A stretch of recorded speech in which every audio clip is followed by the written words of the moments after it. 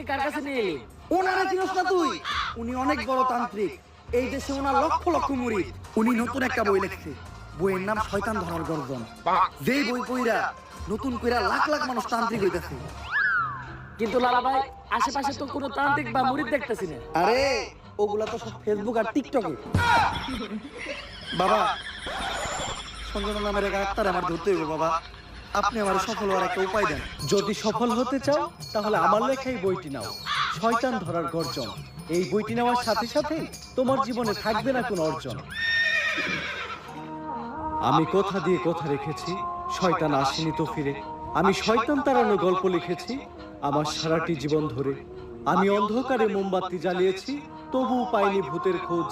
আমি ভূতের অপেক্ষায় ছিলাম, ভূত নিজেই হয়েছিল নিখোঁজ। শয়তান ধরার গর্জন, পৃষ্ঠা নাম্বার ৪৪। বাবা, এটা তো মন্ত্র না,